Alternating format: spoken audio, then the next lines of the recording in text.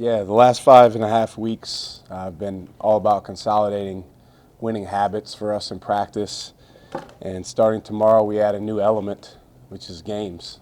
So the process continues in terms of trying to improve our competitive habits in practice and in our preparation and obviously in games. But now we have the added element of working hard to carry those things over with the lights on, with another opponent, trying to keep us from doing the things we want to do on the floor. So, it's things like holding yourself and your teammates to a high standard, bringing an infectious intensity to the floor, and really, most importantly, letting it rip when you go play.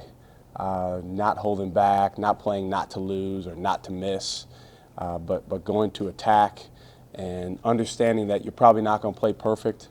But again, the habits that you've worked hard to develop over the summer, over this preseason practice schedule, those are the things we want to bring to bear, and that's what's going to go into winning. The interesting question, for all of us to kind of watch on our team is going to be who is able to make the choice to do those things on a consistent basis, regardless of the circumstances. Sometimes the circumstances in the game can cause players to lose a level of focus in terms of making the right choices. And we've got to continue to work to help our guys stay focused in the right way. In terms of status updates, Royce Ham sprained his MCL over the weekend. He is still going to have an MRI coming up here this week, but he will not play tomorrow. We don't think he's going to be out for too long, but in the short term, he will not play tomorrow. And then you guys all heard from Andrew last week. His status is he's available to play. He's obviously still really working to get his strength back, but we're excited for him and all of our guys to be, suiting up in the Irwin Center tomorrow at 7 o'clock, and we're hopeful that a ton of students and fans come out and support us. Questions, raise hand, please. Dustin? I know a big emphasis for you guys is playing with pace. You guys have talked about a 7-second mentality. I think you guys were last in tempo in the Big 12 last year. How much progression have you seen in terms of playing with more pace and playing at the tempo that you guys want to play with, specifically on offense? Well, I think you're talking about two different things, Dustin. The tempo of the game is dictated by a few different things. What we're talking about on offense is just trying to attack and score in the first 7 seconds or get a good look at the basket in the first 7 seconds. We don't want to force a bad shot. You can do that, but the overall tempo, if you go by the advanced stats, not necessarily reflect that. In terms of first 7 seconds scoring last year, I believe we were 4th or 5th in the Big 12, and we want to aim to be the first at the top. But again, there's a level of responsibility that comes along with creating that type of tempo offensively. It's interesting, when I was at VCU, our teams always had a quote-unquote slower tempo on defense because we pressed a lot, but if teams, when they broke the press, there was very long possessions. So it's all a matter of how you define it, but there's no question we want to get out and run. We feel like, knock on wood, we have a level of depth right now where we can sub some guys in and play with a level of energy and attack. But you have to be unselfish. You have to be willing to share the basketball, and the ball has to be passed quicker than just pounding the ball on the floor all the time. So that's been a big emphasis. Kirk in front. Can you address Snoop's situation? How disappointed are you in him for any decisions he made and not having him tomorrow night? Well, I'm actually really proud of the way, Kirk, that he's handled all summer and all preseason. He's really matured in a lot of ways. His suspension was based on something that occurred several months ago, but as you know, we haven't played a game in several months, and that's the way that those things work. But he's been terrific over the summer in terms of moving forward as a person, his work ethic, what he's done to put himself in position to graduate this year. these guys are young kids, and they sometimes make mistakes, and our job is to hold them accountable for those mistakes, but also to support them in their growth process. And Snoop has certainly been through some twists and turns during his time here, but we're hopeful that he can just continue moving forward. He's really down about the fact that he hasn't played in our couple scrimmages and he won't play tomorrow night. And I've just tried to encourage him to focus on helping his teammates, be in the best place they can be in. He's by far the most experienced guy on our team, and when we have film sessions, he's by far the most knowledgeable about what it is we need to do to create success on the offensive and defensive end. So I've encouraged him to share that knowledge with guys. And then, as soon as the final buzzer sounds on Tuesday, his season begins. Shaka, when I think about who's coming back Big 12 this year, I think of Kanate, Azubuike, Lard. Do you think Jericho can vault into the conversation of the league's best shot blockers, league's best rebounders this season? Well, I think it's a pretty good bet Kanate is going to be the league's best shot blocker. But I think to us, it's not so much about vaulting into that conversation statistically as it is vaulting into that conversation competitively and on a consistent basis. One of the phrases that I use with Jericho all the time is body of work. Body of work, because he is prone to highlight plays, and he can do some really, really impressive things. What we've tried to impress upon him is just the understanding that now, as a sophomore, we're asking you to put more and more stretches of consistent play together to help our team. And he did that when Mo was out last year, in a small sample size. Now there's much, much more expected of him. But at the same time, Brian, we're not necessarily just going to evaluate him relative to those guys that you mentioned, because at the end of the day, it's about Texas beating whatever team that those guys are playing for. And if we want to break it down a little bit further, it's about our front court being better than that team's front court. And so Jericho's certainly going to have possessions where he's matched up with those guys and has the opportunity to go score or get a defensive stop. But there's a lot of other guys that go into that. Dylan, Jackson Hayes, Kamaka Hepa, the rest of our front court, those guys all working together. And maybe along those lines of the guys you're talking about, I was looking at the stats again over the weekend, and, Mo had 10.5 boards per game. Yes. Someone's got to get those. Do you put that all on Jericho? Hey, you need to be our leading rebounder, or or in your mind, is it a by committee, by approach, where if everybody elevates, then it'll work out? By committee. I don't know that. Well, I do know we don't have a Mo, but I think Jericho can be a very good rebounder. I think Dylan obviously has shown that he can rebound the basketball. Jackson Hayes, so far in practice, has rebounded the ball really well, to be honest, as well as those first two. And the other guys I mentioned, we need them as well. Our emphasis, Brian, to be honest, has been more about the efficiency for those guys when they rebound the basketball or when they get their hands on the basketball on defense. So we use a statistic called rebounding interval, which is just minutes divided by rebounds. So if a guy plays 30 minutes and gets 10 rebounds, his rebounding interval is 3.0. And the lower your interval, the better you are. And that's an easy way to look at it. We can take minutes divided by rebounds and let you know where you're at. Obviously, if you play 20 minutes and you get 2 rebounds, that's a problem, And for our guys, that's really been the emphasis. But he's going to be fascinating to watch. I can't tell you for sure how everything's going to play out. I will tell you, I don't expect him to be necessarily the most consistent guy in the league. I would love that, but he's still a work in progress from the standpoint of body of work and just putting together great days on top of great days on top of great days. But the good thing is he's been way more challenged this year by his teammates, by the coaching staff, and he's responded really well so far again, now there's a new element added, the games, and it's going to be exciting to see how he does. Senator Front, please. I mentioned this to you at the tip-off. You kind of hard on Matt Coleman, you're a former point guard, and you expect a lot. How much did you add on his plate for this season? And I noticed that he has extended his range. How important will that be? I mean, he's knocking down some threes. He is.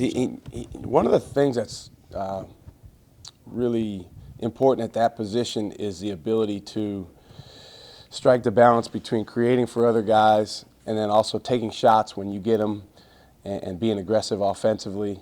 And that's something that he's learning. It's something that Courtney Ramey is working through as a freshman. But those guys have done a very good job so far in practice of organizing their team. Now we need them to do that in the game. And then when they can score, that's definitely needed and wanted. In terms of the stuff that we put on Matt, we ask more of Matt than probably anyone on our team. And he has the best capacity of anyone on our team for things to be demanded of him. The biggest key for him from a leadership standpoint is not being so nice. And he's really kind of stubborn in his niceness. So it's a barrier that we need to continue to attack and break down. We have one of our character standards on our team is to be intolerant of giveaways. So, if our team gives the ball away or we give a basket away or whatever, Matt's got to be intolerant of that. Like, that can't be okay. And he still has a ways to go with that because he is such a man of the people. But he's moving in the right direction.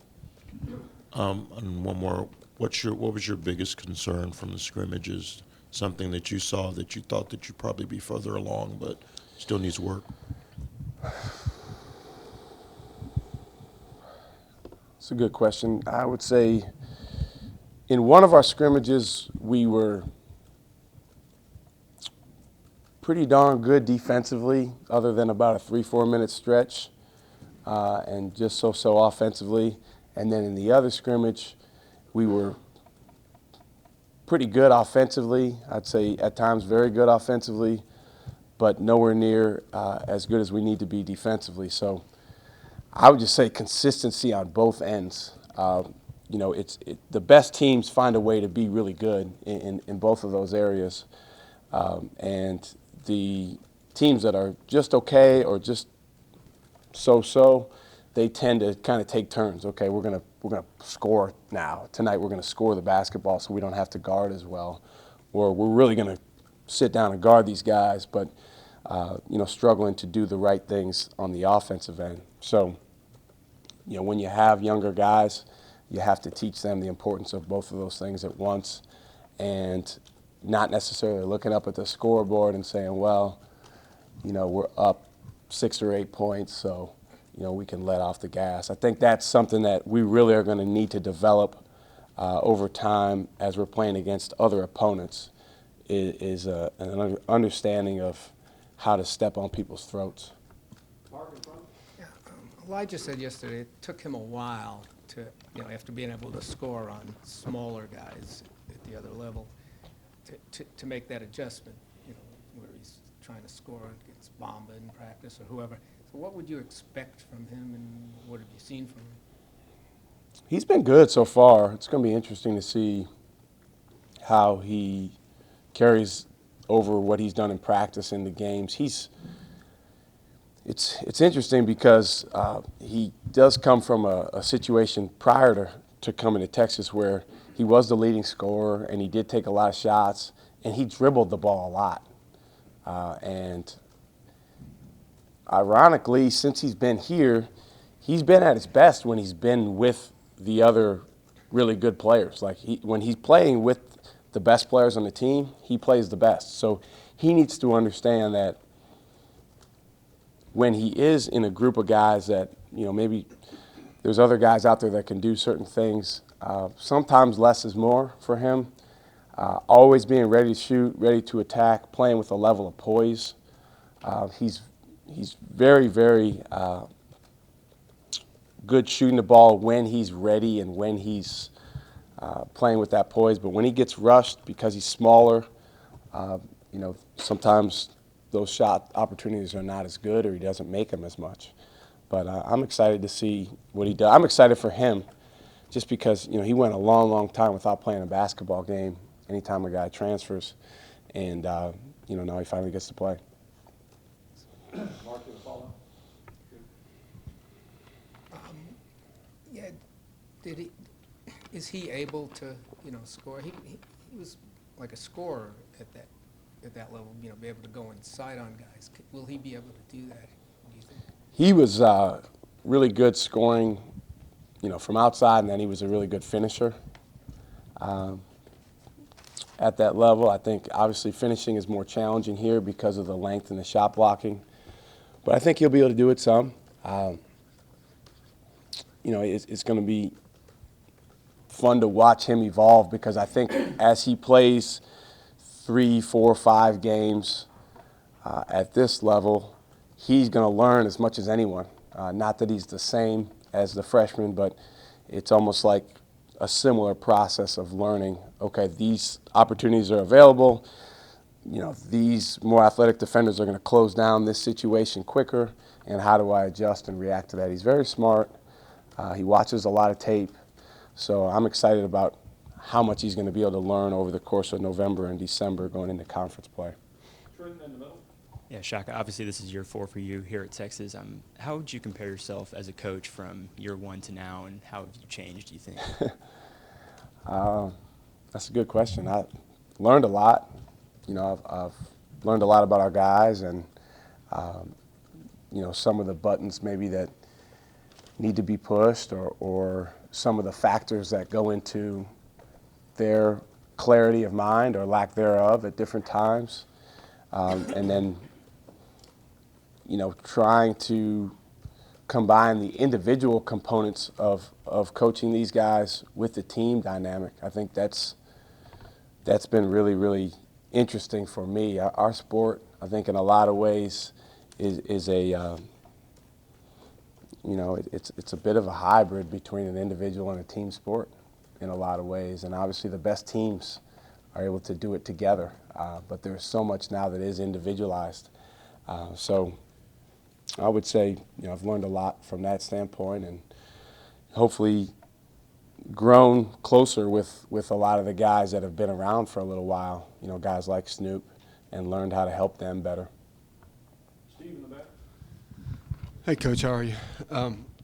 With the move away from the RPI, they're supposed to be putting more emphasis on these early season games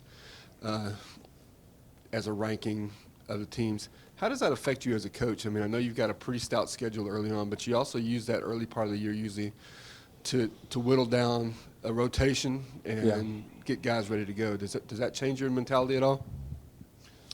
Well, not so much the new ranking, although it's going to be interesting to see how that works. I was looking at that last night, and obviously there's some factors in that ranking that are relative to competition, but then there's just some that are just sheer numbers. How many points you win by. So every game's really, really important. They all really matter. Our sport is one where you're working towards being your best as you move towards the start of conference play and, certainly as you move towards the postseason, but it's hugely important to win games in November and December too, because that goes into your ability to make the NCAA tournament and then what seed you get in the NCAA tournament. So it's a interesting interplay between growth and winning. We want to.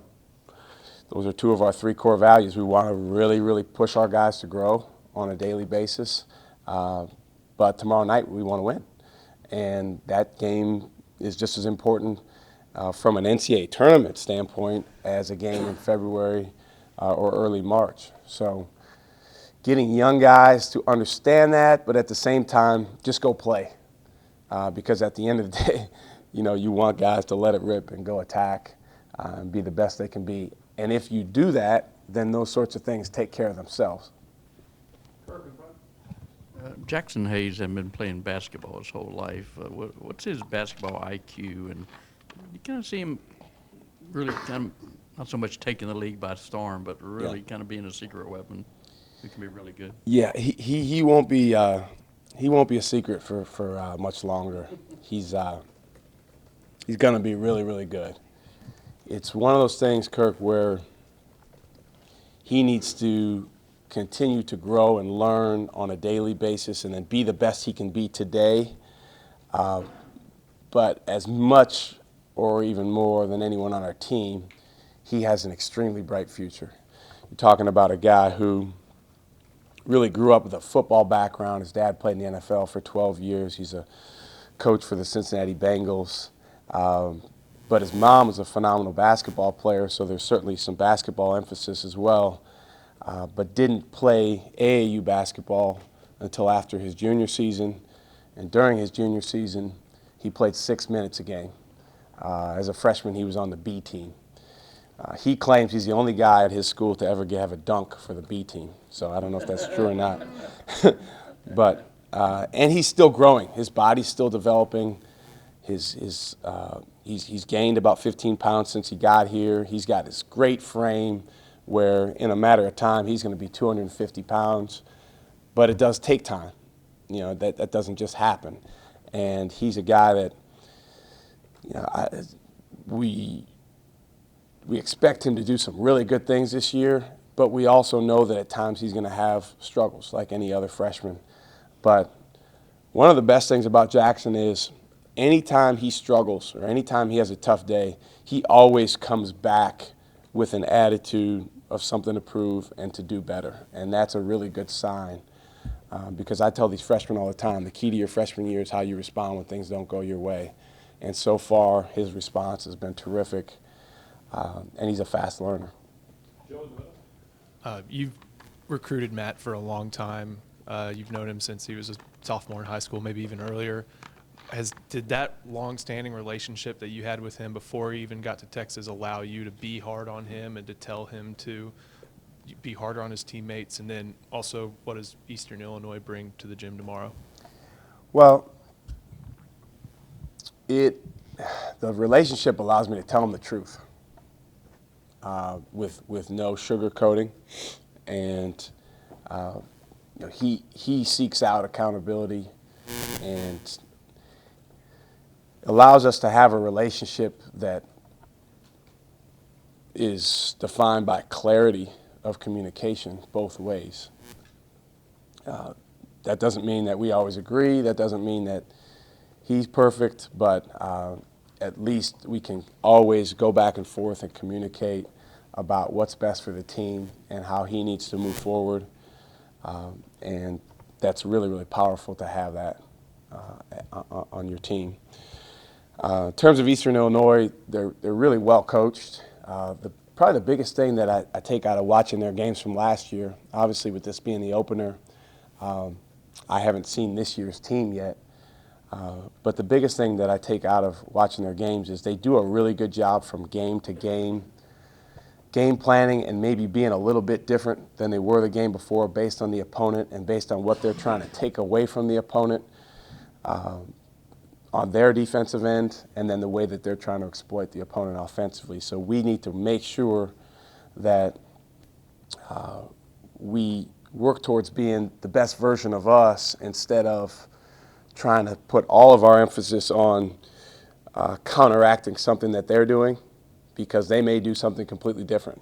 And they are good at playing different ways. They've been effective with different styles. So we've got to make sure our guys honor the offensive and defensive principles that we've emphasized and worked really hard on, starting with getting out and playing fast on the offensive end, and on the defensive end, you know, playing with a level of aggressiveness and team togetherness to get stops. It's our first game, so, you know, I don't necessarily expect that we'll play mistake-free, but I don't want our guys to try to go play mistake-free. I want them to go attack and have fun and be excited about being out there, but be the aggressors. Matt mentioned that you two have communicated recently about just how much you guys like this team and that it's got a chance to be a really good team.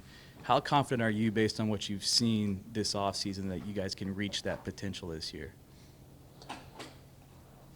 Well, I mean, I think going into any year, Dustin your goal is to become the absolute best that you're capable of being. Now, there's always a level of bias that any player or coach has about his own team relative to everyone else because, maybe it's an optimism bias or maybe it's being around it every day. But, yeah, Matt and I both think that our team can have a lot of success this year. But to go do that, there's certain things that we have to make sure happens. I talked earlier about him being more intolerant of us giving anything away. And that's something that he can't do by himself. He needs help with that from teammates, from coaches. But I'm excited. I know it's going to be a work in progress. We do have a lot of young guys that I believe, after having coached for a while, will be significantly better after they've played, whether it's 100, 200, 300 minutes. And we just can't really fast forward that. Tomorrow night, a guy's going to get 12, 18, 22 minutes. So that will be that much closer to 100, 200, 300 minutes. But we've got to get them that experience over time, but at the same time focus on winning the game. Brian in front, we'll have time for one last one after Brian. I don't mean to jump ahead, but how did Friday's game come about? Is that just a TV created thing, or? Well, it is, and as you know, they've been doing events on military bases for quite a while. I mean, for a while there was games that they were playing on like aircraft carriers, and they got away from that because some of the weather conditions were impacting the games. I'll never forget Florida. This was after I had left Florida. They played in a game on an aircraft carrier against Georgetown, and at halftime they had to stop the game because the court was so unbelievably slippery. But Billy had told me about just a phenomenal experience that their team had being around the sailors and just seeing a whole different perspective than what a college basketball player lives on a day-to-day basis. So a couple years after that, we took our team, this is my last year at VCU, to the Naval Academy, and we did something similar there, and it was phenomenal. It was a great experience. So when this opportunity came up, especially the chance to do it in Texas, we jumped at it. We're leaving a day early so that our guys get a chance to meet a bunch of people at Fort Bliss and experience, again, a different perspective from what it's like to be a student athlete at Texas. We're talking about, in some cases, people that are very, very close in age to our guys that make a huge sacrifice and leave their families and go to this military base to train and prepare to defend our country. So I'm really excited about it. I think it'll be life-altering for our guys to gain some of that experience. And then obviously the game itself is a great opportunity to play, a really good program. Haven't really focused on them just because we have tomorrow's game at the front of our minds, but it'll certainly be a good opportunity. And is that, with Arkansas, is that just a one-off, or is that any sort of home arrangement or anything? No, it's just one game. Okay. Anything else? Anthony in the back? Any significance playing on election night, Coach? And how bad do you need the fans to come see this team, even though they got to go vote and everything, and see this team make a splash in a statement? Hold it by seven. Hold it by seven.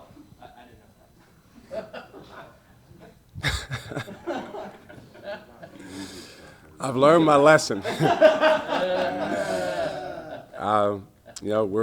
It's going to be an exciting night. Let's just put it that way. And we're just really hopeful people come out and watch us. I can almost guarantee you that there will be some play tomorrow night that people will want to see in person. So we hope that they do.